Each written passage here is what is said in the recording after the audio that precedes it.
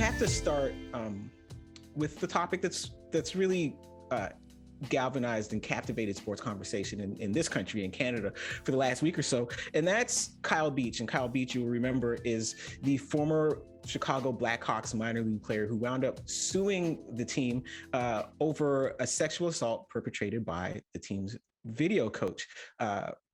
Really hit the news in the big way in the spring.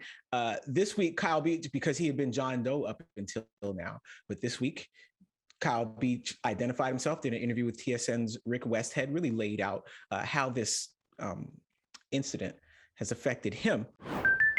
A great feeling of relief, vindication, and it was no longer my word against everybody else's, because a lot of things were made public, a lot of people were interviewed, and I really felt like there was a lot of lies told in the media. And it was very special and important to me to have that truth come out yesterday. Dave Zirin, let me start with you, because we have Stan Bowman, president of the Blackhawks, who has stepped down. We have Joel Quenneville out of a job, but we have Kevin Cheveldayoff, who was the assistant general manager with the Blackhawks back when this happened in 2010, is now the GM at Winnipeg, has managed to keep his job. So what I want, the question I wonder for you, Dave, is like, what message is the NHL sending by jettisoning two of these people, but allowing the third guy to hang around as if he didn't do anything wrong as well? Well, it's a mixed message, and this is not a time for mixed messages. One of the parts about this story that's really the most troubling is the idea that people could have heard about what happened, been in the room, known what was happening, and done nothing to step in because of Stanley Cup aspirations, because of caring more about the image of the club than the realities of protecting survivors. And so any hint that the NHL is not doing a 180-degree about face on these questions is a hint in the wrong direction, and not the way the NHL should be operating right now. Gary Bettman has expressed remorse about this. Donald Fear, the head of the NHL Players Association, has called into question the union's own practices in terms of how it processed the situation when they heard about it many years ago. And that's all very welcome. That's a step in the right direction. But we also know, and this has to be part of the discussion, that this is not just an NHL story. This is a story about the National Women's Soccer League. This is a story about USA Gymnastics. This is a story about all the ways in which sports, particularly youth sports, but all sports, can become a magnet for sexual predation. And until the NHL takes a leadership role in saying we want sports to be a sexual predation-free zone, and this is how we are going to do it going forward, and if that means rolling some heads, so be it, then they're only sending a half message, no matter how many good intentions they attempt to express.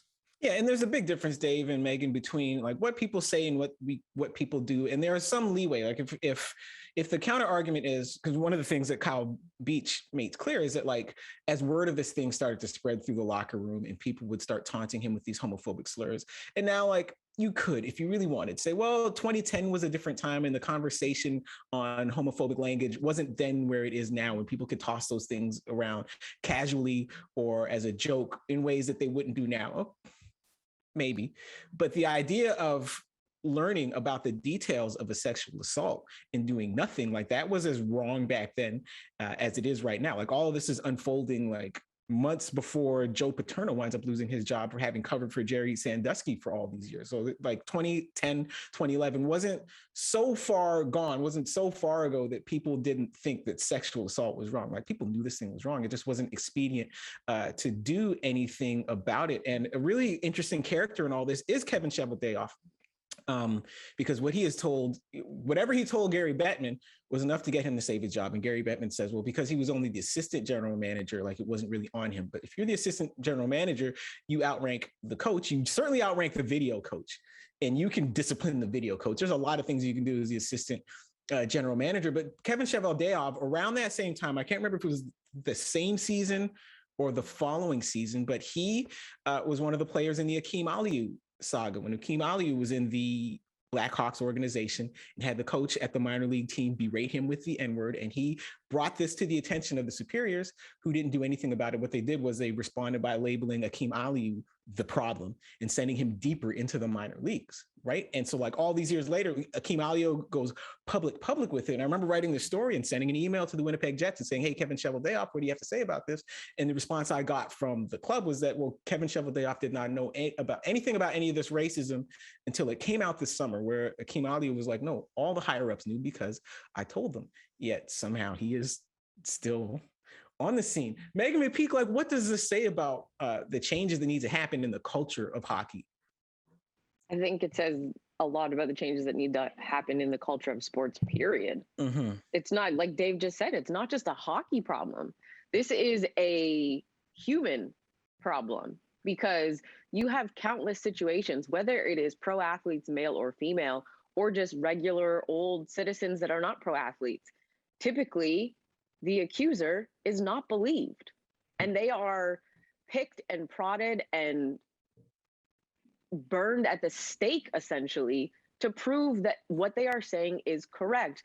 The accuser is treated like they are the one that did something wrong, when in actuality, it should be the person being accused that should be treated much more harshly than the person accusing them. The person accusing them is showing strength and bravery for coming forward and saying something, especially when you think of pro athletes, because male or female, however you identify with your gender or sexual orientation, it does not matter. At the end of the day, if you are a human being as a professional athlete, it takes an extra level, in my opinion, because of the level with which you are looked upon as a role model, as a quote unquote celebrity, if you will. Athletes are put on a pedestal. So when an athlete comes forward and says something has happened to them, we need to start believing them first and asking the accused questions immediately. We need to stop assuming that what we are hearing from these athletes, and as I said, quite simply humans, is that there is question as to what they are saying. Investigate immediately. Take what they are telling you. Take these allegations seriously from day one, so that 10 years later, we are not having these same conversations. Kyle Beach should not have had to sue the organization in order to get his moment to be believed. The higher ups knew this a decade ago and have done nothing. And in my opinion, anyone who was part of this essential cover-up, if you will, should have repercussions, consequences, good or bad, decisions that you make as a person, as an adult, whether it is good or bad, has consequences, and you should have to deal with the repercussions of those consequences. There's no reason that any of these people should still be employed by the NHL in any capacity. You're telling Kyle Beach that what you told us doesn't mean a damn thing. So why would anybody else come forward with these allegations in any capacity? And people wonder why survivors don't want to come forward and don't want to report. This is why. It's the amazing thing, Meghan, to me, especially when I think about it in light of what you just ran down, is that there was, it wasn't that the Blackhawks brain trust did not believe Kyle Beach. Clearly there was an extent to which they believed him, but what they didn't want to do was take action immediately because it wasn't expedient. Because after the playoffs, they go to Aldrich and say, well, we can investigate you or you can leave. And so he left, but he still got to do, the post-Stanley Cup parade, get his name on the cup. But he also got to move on to other jobs.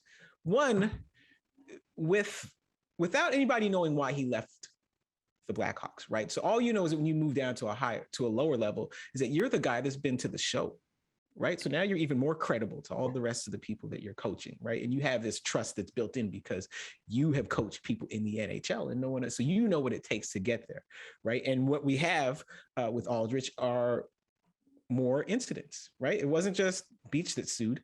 It was another young player in Michigan in a case for which Aldrich was ultimately convicted, but the two of them sued. Dave, how important is it to have like a name and a face to this?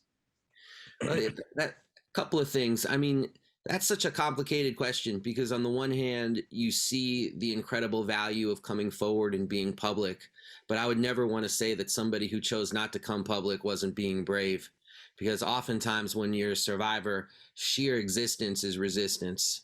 And so I want to give that respect. But of course, when someone does become public, it does make it easier for other people to be public. That's also just a fact. And it normalizes the idea of coming forward instead of existing in this societal veil of shame, which can so often be put upon survivors. So all the importance to that. But one issue, and maybe I'm getting this wrong, Morgan and Meghan, so you can correct me, but I'm still very vexed by the union's role in this. And I feel like it hasn't gotten enough coverage because from my research on this, it sounds like the union got the information when it happened, but it was in a category that's usually used for people who are suffering from drug abuse. And therefore, they had to respect the confidentiality of Kyle Busch. And that's why they said they didn't do anything. And I mean, I believe in respecting the confidentiality of people who are in drug rehabilitation in sports. I think that that's important if need be. But I don't understand why it was in that category, because we're talking about apples and oranges in terms of what the proper responses should be. And so Fear is talking about correcting that and not having that exist anymore. But why has it even existed at all? And where's the accountability in the union about this? Because players who have been victimized, they need to feel like they have a space where they can come to, where confidentiality will be protected if that's what they want, or coming forward if that's what they want. But the agency should be with the survivor, not with the union and whatever their protocols are. I just think Fear is addressing that now, but I would like to see addressed why this has had to take Kyle coming forward for the union to even have to say, wow, we've been doing this wrong for years.